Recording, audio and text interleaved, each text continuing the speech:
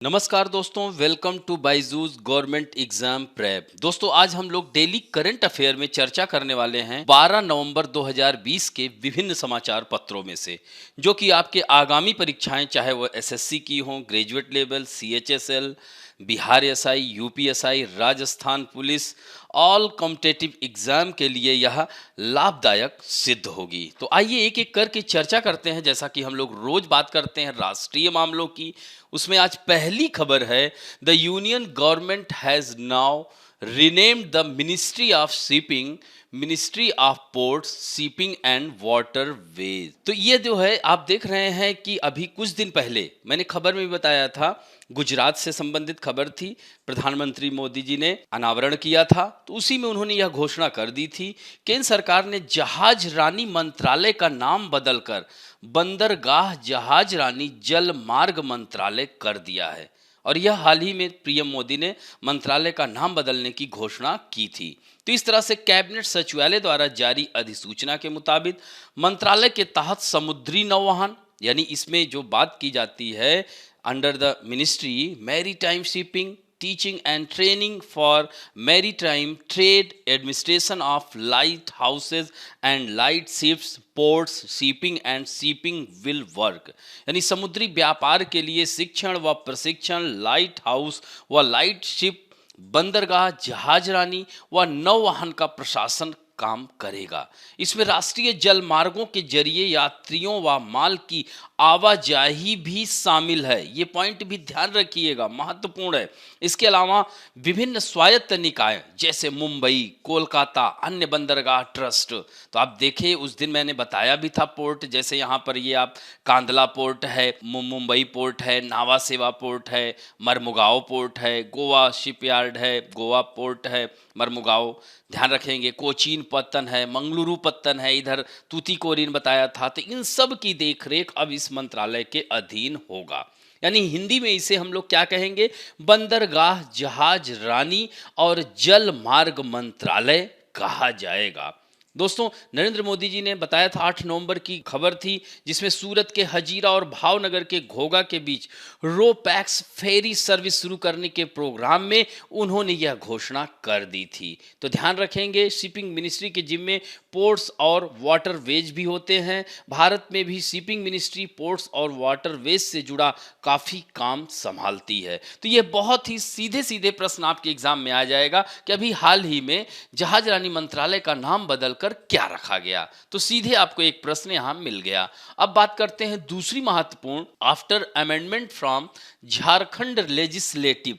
दोस्तों, झारखंड का नाम तो सुना ही होगा। लेजिस्लेटिव असेंबली ने अभी एक रेजोल्यूशन यानी एक मंजूरी दे दी है, और वह है सरना आदिवासी धर्म कोड। इसको पास करके केंद्र के पाले में बॉल को डाल दिया है, और केंद्र सरकार ने भी इस पर इच्छा जाहिर की है। तो झारखंड विधानसभा ने सर्वसम्मति से सरना को, वहां की एक जाति है जो कि 2021 की जनगणना में एक अलग धर्म के रूप में शामिल करने के प्रस्ताव पारित किया गया है। प्रस्ताव को अब अनुमोदन के लिए केंद्र को भेज दिया गया है, जाएगा नहीं। यदि केंद्र ने नए सरना कोड को मंजूरी दी तो जनगणना 2021 को एक नए धर्म के लिए जगह बनाना होगा। यानी एक नया धर्म, जैसे जैन धर्म, बौद्ध धर्म, हिंदू धर्म, सिख धर्म, ये सब, तो उसी में एक सरना धर्म कोड बिल, यानी इसको आदिवासी। अब इस पर काफी विरोध भी हो रहा है, पक्ष विपक्ष हर बात का होता ही है, आपको पता ही है।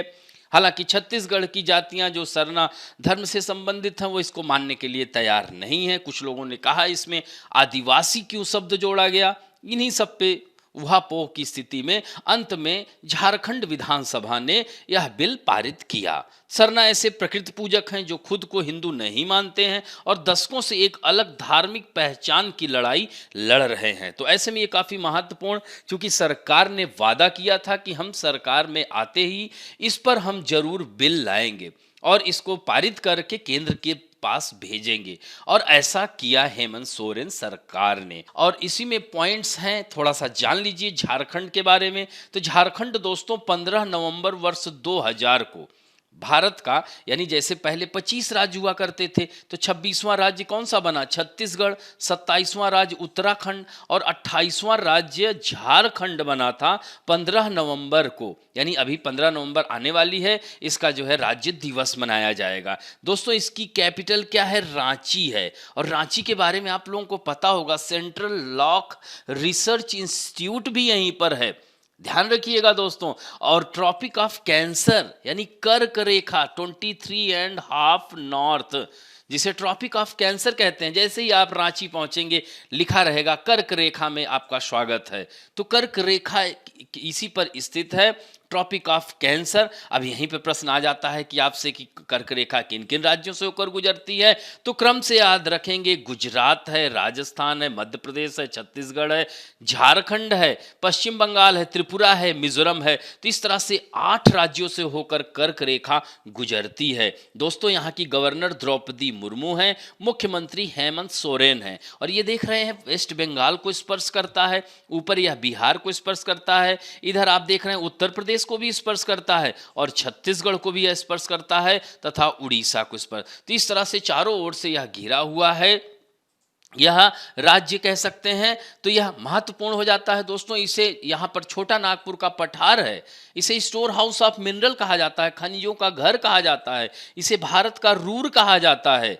यहीं पर Tata iron and steel industry है, यहाँ कोयले की बहुत सारी खानें हैं, यही कारण है कि इसे भारत का रूर कहा जाता है। यहीं यूरेनियम की जादू गुड्डा की खान है, घाटशिला तांबा की खान है। तो बहुत सारा मिनरल पाए जाने की वजह से इसे खनिजों का घर कहा जाता है, स्टोर हाउस ऑफ मिनरल कहा जाता है दोस्तों। और झारखंड में ध्यान रखेंगे कि यहाँ का कोयला जैसे बोकारो, करनपुरा, चंद्रपुरा, गिरिडीह, दुमका, ये सब कोयले की खानें हैं।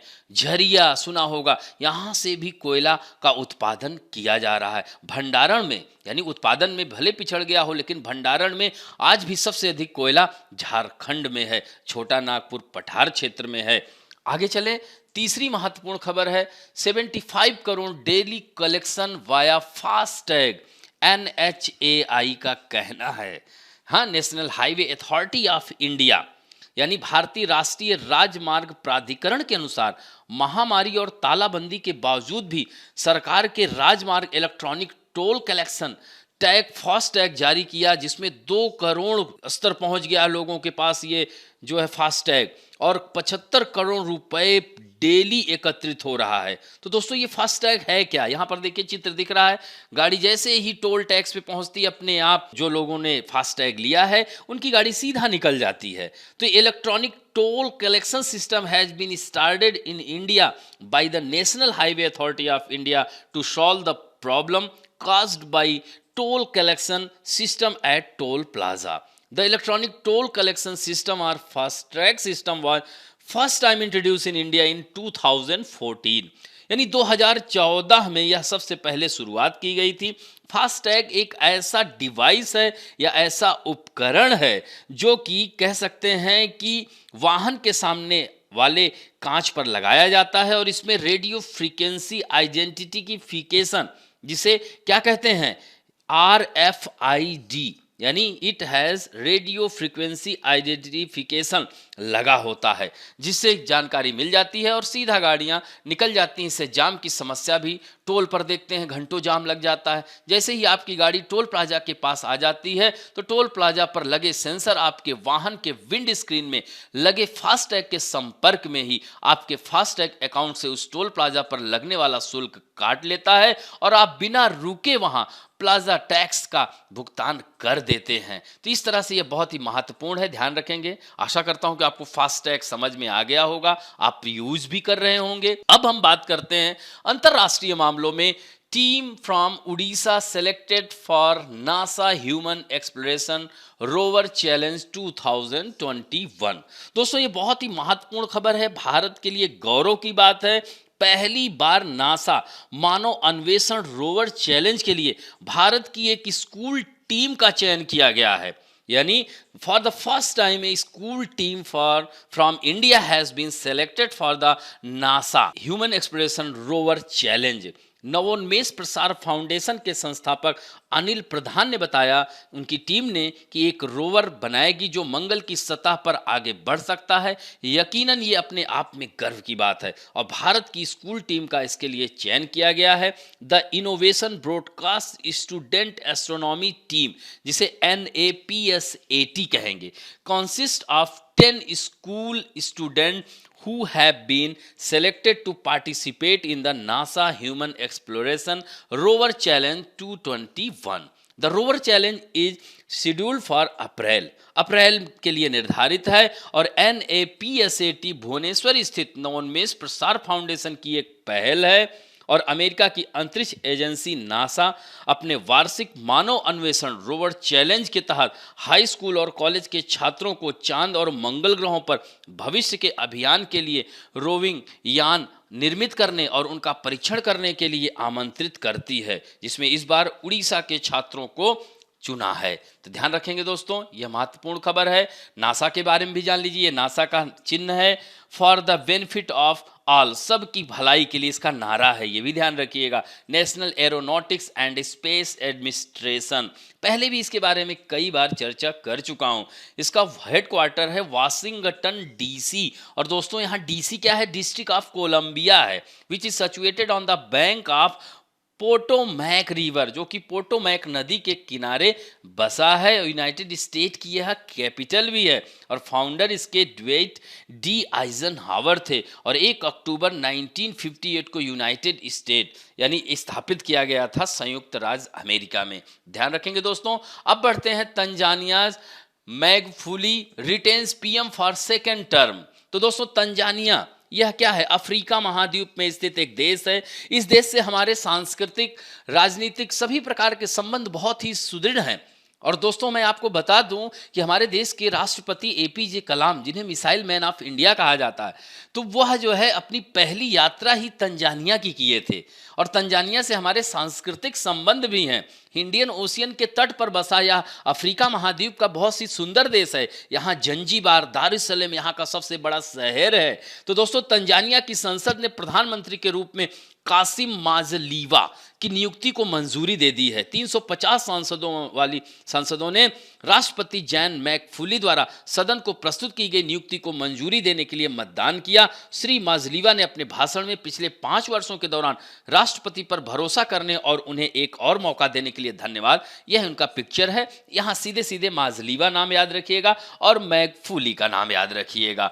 अब हम थोड़ा सा तंजानिया के बारे में आइए देखते हैं। तो यहाँ की कैपिटल दोस्तों डोडोमा है। यहाँ के राष्ट्रपति जॉन मैगफुली हैं और तंजानिया शिलिंग यहाँ की मुद्रा है, करेंसी है। और दोस्तों अफ्रीका महाद्वीप, highest peak of Africa continent is mount Kilimanjaro situated in Tanzania. दोस्तों तंजानिया में ही स्थित है। किलिमंजारो की ऊंचाई है 5895 मीटर, 5895 मीटर ऊंची है। It is also a volcanic mountain, इसे ज्वालामुखी पर्वत भी कहा जाता है। दोस्तों इधर आप देख सकते हैं ये इंडियन ओशियन है, हिंद महासागर, यहाँ पर जंजीबार द्वीप है, पेम्बा द्वीप है, यहाँ लॉन्ग वोंग भी पाया जाता है।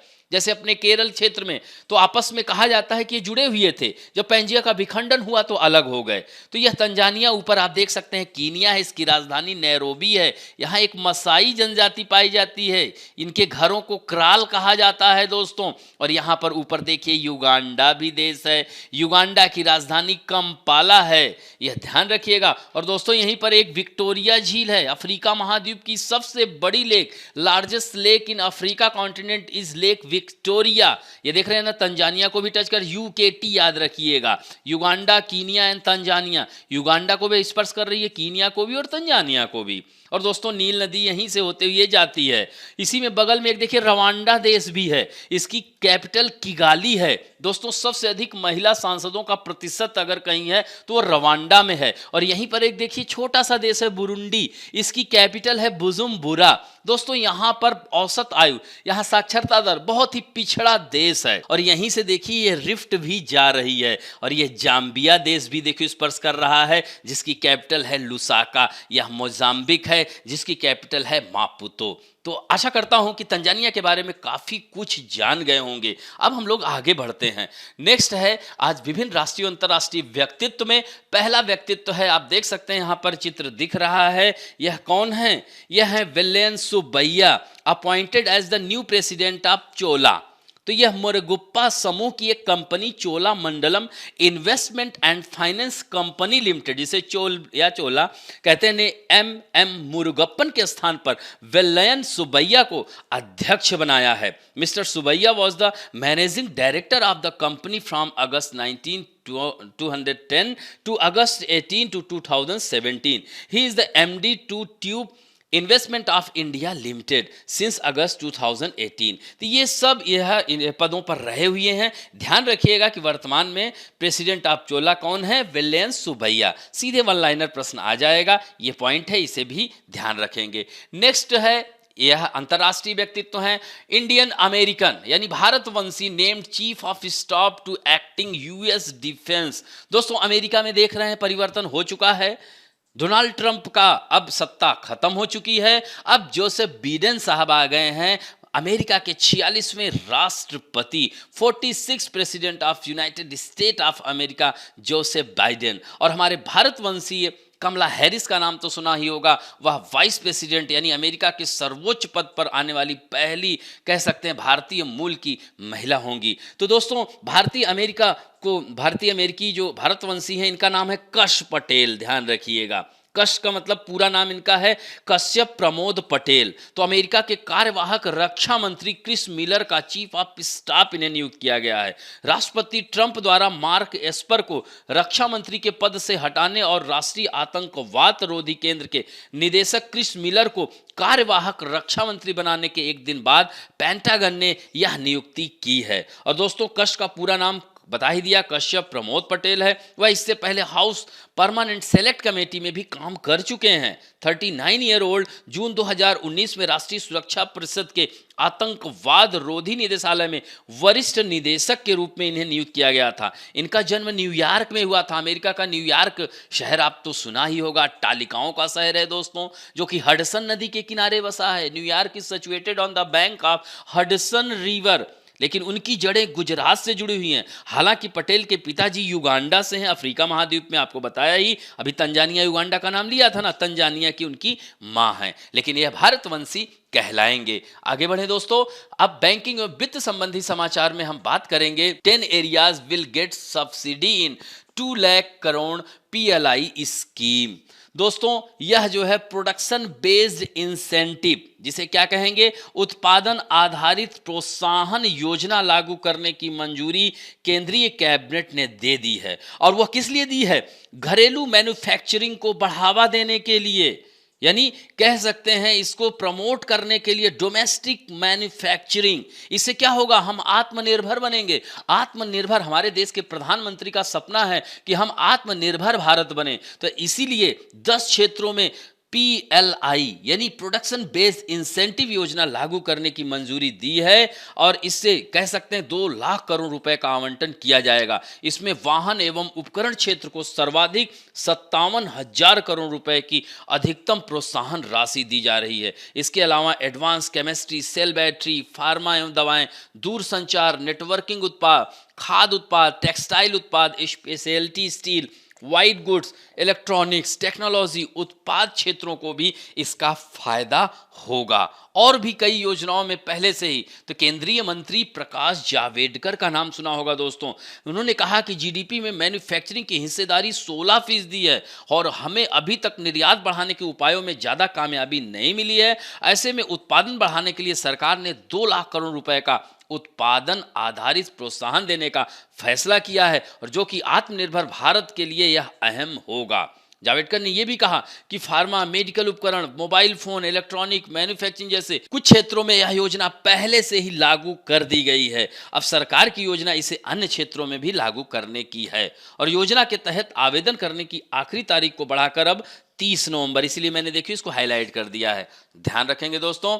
अब बढ़ते हैं पुस्तकें एवं पुरस्कारों में। आज फिर हमने 10 पुस्तकें लिया है। इन 10 पुस्तकों को आप याद करते चलिए। रिवॉल्यूशन, इमैनुअल मैक्रों, इनका नाम तो सुना होगा, फ्रांस के राष्ट्रपति हैं। इनकी पुस्तक याद रखिएगा, Raj Kapoor the one and only showman.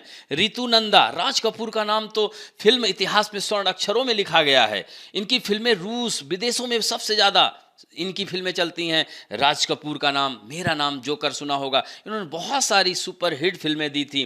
Promise me dad, यह हमारे अमेरिका के नए राष्ट्रपति हैं जोसेफ बिडेन की किताब है। Inside parliament, news from the front row, Derek O'Brien Paschim Bengal से आते हैं दोस्तों। A song of India, Ruskin Bond का नाम तो सुना ही होगा। Winning like Sachin, think and succeed like Tendulkar, Devendra Prabhu Desai की किताब है। और the English patient, Michael Ondaatje, यह बहुत ही फेमस, ध्यान रखिएगा। और Kashi secret of the black temple, Vineet Vajpayee, Kashi के बारे में इसमें दिया गया है। और Netaji, India's independent and British archive, doctor Kalyan Kumar De. और sets of saffron, from Vajpayee to Modi, Saba Naqvi. तो सेफ्रोन मतलब क्या समझते हैं, जिसे केसर कहा जाता है, तो जम्मू कश्मीर में सबसे ज़्यादा। तो वाजपेयी टू मोदी की जो इसमें कहा गया है कि उनके कार्यकाल में क्या हुआ था, अब क्या हो रहा है, उन सारी बातों को शबा नकवी ने इसमें उतारा है। और ये साथ में यहीं पर इसका इंग्लिश वर्जन है, इसे भी याद रखिएगा। अब बढ़ते हैं खेल समाचारों में दोस्तों। तो खेल समाचारों में आपको पता ही है कि कोरोना नामक महामारी ने सब चीज़ अस्त व्यस्त कर दिया है। तो अब जो है इंडिविजुअल वर्ल्ड कप होगा, will be replace by world wrestling championship. यानी कोरोना को देखते हुए जहां विश्व कुश्ती चैंपियनशिप को निरस्त करना पड़ा है, वहीं ओलंपिक को 1 साल के लिए आगे बढ़ा दिया गया, जिससे पहलवानों में कुछ मायूसी जरूर थी। लेकिन अब UWW ने विश्व कुश्ती चैंपियनशिप की जगह व्यक्तिगत विश्व कप कराने का फैसला लिया है। इस विश्व कप में पहलवानों को जीतने पर मेडल नहीं दिए जाएंगे, उनकी जीत पर अंक तय होंगे और टीम के अंक के आधार पर मेडल तय किया जाएगा। इसमें जहां सभी पहलवानों के प्रदर्शन के आधार पर मेडल तय होने से मुकाबला कड़ा हो जाएगा, वहीं विजेता टीमों के लिए करीब 2.42 यानी 2.43 करोड़ की नगद इनामी राशि भी रहेगी। और यह विश्व कप कहां होगा, सर्बिया के बेलग्रेड में, सर्बिया की कैपिटल है दोस्तों, जिसकी तारीख जल्द ही बताई जाएगी। और दोस्तों यह कुश्ती विश्व कप का कोरोना काल में नए तरीके से होगा, जिसमें किसी इकलौते पहलवान को जीतने पर मेडल नहीं दिया जाएगा। इसमें ग्रीको रोमन, ध्यान रखेंगे, ग्रीको रोमन फ्री स्टाइल महिला वर्ग के सभी 30 भार वर्ग को शामिल किया जाएगा। इनकी 10-10 की टीमें बनाई जाएंगी। उस टीम में शामिल सभी पहलवानों को जीतने पर अंक दिए जाएंगे और उसके बाद पूरी टीम के अंक आधार टीम को विजेता घोषित किया जाएगा। इसलिए ही यह विश्व कप में शीर्ष 8 देशों के पहलवानों की टीमें हिस्सा लेंगी और हर टीम के 70% खिलाड़ियों को मैट पर जरूर उतरना होगा। और दोस्तों थोड़ा सा ये फैक्ट है, ध्यान रखिएगा, संसद सदस्य बृजभूषण सिंह शरण उत्तर प्रदेश से आते हैं। भारतीय कुश्ती संघ का इन्हें अध्यक्ष अनअपोज निर्विरोध चुना गया है और तीसरी बार भारतीय कुश्ती संघ का अध्यक्ष चुना गया है। और इसके संयुक्त सचिव विनोद तोमर हैं, ये भी ध्यान रखेंगे दोस्तों। अब बढ़ते हैं महत्वपूर्ण दिवस की। आज नेशनल बर्ड डे है, पक्षी दिवस है राष्ट्रीय। तो प्रत्येक वर्ष, अब यहाँ पर देखिए, यहाँ चित्र है सलीम अली साहब का नाम, ये पक्षी विज्ञानी हैं सलीम अली साहब, इन्हें अर्निथोलॉजिस्ट कहा जाता है और यह जाने माने आज ही के दिन इनका जन्म हुआ था। तो प्रत्येक वर्ष भारतवर्ष में 12 नवंबर को राष्ट्रीय पक्षी दिवस मनाया जाता है। यह दिवस विश्व विख्यात पक्षी विशेषज्ञ डॉक्टर सलीम अली के जन्म दिवस के अवसर पर मनाया जाता है। सलीम अली मशहूर पक्षी विशेषज्ञ थे, उन्होंने पक्षियों पर आधारित कई किताबें लिखी, उनके संरक्षण और संवर्धन के लिए हमेशा तत्पर रहे। और दोस्तों इनका जन्म 12 नवंबर 1896 को हुआ था। इन्हें 1958 में पद्म भूषण, 1976 में पद्म विभूषण से भी सम्मानित किया गया है। इनके नाम से राष्ट्रीय पार्क हैं, इनके नाम से बर्ड सेंचुरी है जम्मू कश्मीर में, गोवा में। तो ध्यान रखेंगे, बहुत ही चर्चित व्यक्तित्व रहे हैं। 1987 में इनका निधन हो गया था, ध्यान रखेंगे 12 नवंबर। अब बढ़ते हैं, let us talk about some important fact. जैसा कि दोस्तों कल हमने संविधान संशोधन, महत्वपूर्ण संविधान संशोधनों की चर्चा की थी, 10-10 को लेकर चल रहा हूं जो इंपॉर्टेंट इंपॉर्टेंट हैं जो कि आपके आगामी परीक्षा में आ सकते हैं। तो आज हम बात करेंगे, पहला जो इसमें पॉइंट है 69th constitutional amendment, Delhi was given the status of national capital region, NCR का दर्जा दिया गया था। याद रखिएगा 69वें संविधान संशोधन के तहत और 70वें संविधान संशोधन के तहत दिल्ली और पुदुचेरी में विधानसभाओं का गठन किया गया। अब दोस्तों वर्तमान में अगर हम आपसे बात करें तो कितने राज्यों, कितने केंद्र शासित प्रदेशों में लेजिस्लेटिव असेंबली हो गई, तो अब ध्यान रखना 3 हो गई हैं। कौन कौन सी? दिल्ली, पुदुचेरी एंड जम्मू और कश्मीर, ध्यान रखेंगे। अगला है 73वां संविधान संशोधन। दोस्तों यह जो है पंचायती राज व्यवस्था और संविधान की अनुसूची 11 11th शेड्यूल, याद रखेंगे क्या है? पंचायतों का गठन। तो 73वें संविधान संशोधन के तहत यह जोड़ा गया। संविधान के भाग 9 में अनुसूची 11 को शामिल किया गया और 74वें संविधान संशोधन के तहत म्युनिसिपल कॉरपोरेशन यानी नगर पालिकाओं का गठन किया गया। ये दोनों भी ध्यान रखिएगा, बहुत ही महत्वपूर्ण संविधान संशोधन है। अगला है 84th कॉन्स्टिट्यूशनल अमेंडमेंट। इसमें क्या किया गया था? It allowed the delimitation of Lok Sabha and Vidhan Sabha constituency on the basis of 1991 census, यानी पहले 1971 का था, अब इसको 1991 कर दिया गया। किस? 84वें संविधान संशोधन के तहत। और दोस्तों 86 कॉन्स्टिट्यूशनल अमेंडमेंट के तहत संविधान यानी शिक्षा का अधिकार, right to education, 86 constitutional amendment in 2002, 86वें संविधान संशोधन के तहत मूल अधिकार के अनुच्छेद 21A में जोड़ दिया गया। ध्यान रखेंगे। तो यह 6 से 14 वर्ष के सभी बच्चों के लिए मुफ्त और अनिवार्य शिक्षा का प्रावधान है। इसी तरह से मूल कर्तव्य में भी शिक्षा का अधिकार है। 11वां मूल कर्तव्य क्या है? यही तो है। और इसी तरह से नीति निर्देशक तत्व में भी है, डायरेक्टिव प्रिंसिपल में भी है, आर्टिकल 45 में कि राज्य की ड्यूटी बनती है कि कोई भी बच्चा निरक्षर ना रहे। फिर इसके बाद 89वां कॉन्स्टिट्यूशनल अमेंडमेंट, अनुसूचित जनजाति के लिए एक पृथक राष्ट्रीय आयोग की स्थापना 2003 में की गई थी। और 91st कॉन्स्टिट्यूशनल अमेंडमेंट, ये बहुत ही इंपॉर्टेंट है दोस्तों। इसमें क्या होता था? मंत्रालय का आकार बहुत बड़ा हो जाता था, तो इस तरह से कर दिया गया कि कुल संख्या लोकसभा के कुल सदस्यों के 15% से अधिक नहीं होगी, चाहे वह विधानसभा में हो यानी राज्य सरकारों में भी, केंद्र सरकार में भी 15% से बड़ा मंत्रालय नहीं बनेगा। और यह कब जोड़ा गया? 91st कॉन्स्टिट्यूशनल अमेंडमेंट के तहत इसे किस अनुसूची में डाल दिया गया था? यानी एंटी डिफेक्शन लॉ की अनुसूची के अंतर्गत जोड़ा गया था।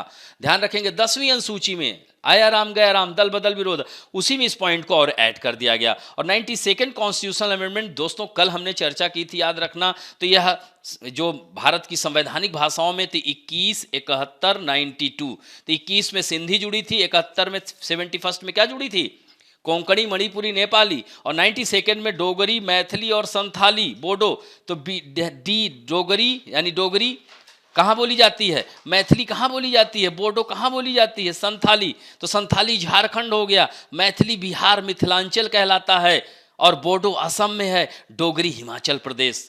ध्यान रखेंगे दोस्तों। और 94th कॉन्स्टिट्यूशनल अमेंडमेंट 2006 में जनजातियों हेतु पृथक मंत्रालय यानी सेपरेट मिनिस्ट्री का गठन किया गया। सेपरेट मिनिस्ट्री फॉर ट्राइब्स, कहाँ कहाँ? MP, छत्तीसगढ़, उड़ीसा एंड झारखंड, याद हो जाएगा। तो इस तरह से हमने इसमें आपको 10 संविधान संशोधन की चर्चा की। आज उत्तर देने वालों में सबसे पहले उत्तर दिया है वैष्णवी माते, सूरज उपाध्याय, मिली, संतोष कुशवाहा, शुभश्री साहू, विश्वजीत कुशवाहा, ज्ञान रंजन साहू, उदय बट्टू, अपूर्वा की निशांत गौरव ने भी दिया है, कविता भाटी और निशांत गौरव, इन सब लोगों ने उत्तर लगातार। तो इस तरह से आज देखा जाए तो ज़्यादा लोगों ने उत्तर दिया, और ज़्यादा लोग उत्तर दें तो और अच्छा रहेगा। तो आइए आप लोगों के सेक्शन में प्रैक्टिस क्वेश्चन यानी अभ्यास प्रश्न में आज पहला क्वेश्चन आप लोगों के सामने है, जहाज रानी मंत्रालय का नाम बदलकर क्या किया गया है? यानी what has been change to the ministry of shipping. तो मिनिस्ट्री ऑफ वाटरवे यानी आंसर ए होगा या आंसर बी होगा, मिनिस्ट्री ऑफ पोर्ट या मिनिस्ट्री ऑफ शिपिंग या ministry of port shipping and waterways. जल्दी से उत्तर आपको देना है। दूसरा प्रश्न है, हाल ही में किस राज्य की विधानसभा ने सरना आदिवासी धर्म कोड बिल यानी recently which state assembly pass the Sarna Adivasi Dharma code bill? यानी बिहार, झारखंड, उड़ीसा या छत्तीसगढ़ की विधानसभा ने? दोस्तों हमने चर्चा की हुई है। अगला है इलेक्ट्रॉनिक टोल कलेक्शन सिस्टम या फास्टैग स्कीम भारत में सबसे पहले किस वर्ष में शुरू की गई थी? 2012, 13, 14 या 15 में? नेक्स्ट है पहली बार नासा ने मानव अन्वेषण रोवर चैलेंज के लिए भारत के किस राज्य की एक स्कूल टीम का चयन किया है? बिहार, राजस्थान, उड़ीसा या आंध्र प्रदेश? नेक्स्ट क्वेश्चन है तंजानिया की कैपिटल क्या है? What is the capital of Tanzania? Dodoma है, नैरोबी है, खार्तूम है या मापुतो? दोस्तों ये चारों अफ्रीका महाद्वीप की राजधानियां हैं, जिसमें एक कीनिया की है, एक सूडान की है, एक मोजाम्बिक की है और एक तंजानिया की है। इन्हीं में से आपको उत्तर देना है। मुरुगुप्पा समूह की एक company Chola Mandalam investment and finance company limited के नए अध्यक्ष कौन हैं? MM मुरुगप्पन या वेलायन सुबैया या के शिव कुमार या Satish Reddy? Who is the new chairman of Chola Mandalam investment and finance company limited, a company of Murugappa group? तो जल्दी से आप लोगों को उत्तर इन चारों में से ही बताना है। नेक्स्ट है भारतीय कुश्ती संघ का अध्यक्ष कौन है? गीता फोगाट हैं, योगेश्वर दत्त या ब्रिजभूषण सिंह शरण सिंह हैं या विनोद तोमर? इन्हीं में से आपको बताना है। नेक्स्ट है ए सॉन्ग ऑफ इंडिया पुस्तक के लेखक कौन हैं? Ruskin bond, Sarojini Naidu, Derek O'Brien या विनीत वाजपेयी? नेक्स्ट है राष्ट्रीय पक्षी दिवस कब मनाया जाता है? 10 नवंबर, 11 नवंबर, 12 नवंबर या 13 नवंबर? और दोस्तों अंतिम प्रश्न है शिक्षा का अधिकार किस संविधान संशोधन के तहत मूल अधिकार में जोड़ा गया था? 82nd, 84 या 86 या 87? तो इस तरह से आप लोग तुरंत उत्तर दीजिएगा और सही उत्तर दीजिएगा, जल्दबाजी में गलती नहीं करिएगा। अगर दोस्तों आज का वीडियो अच्छा लगे तो प्लीज़ लाइक, शेयर और सब्सक्राइब करना ना भूलें। थैंक यू दोस्तों।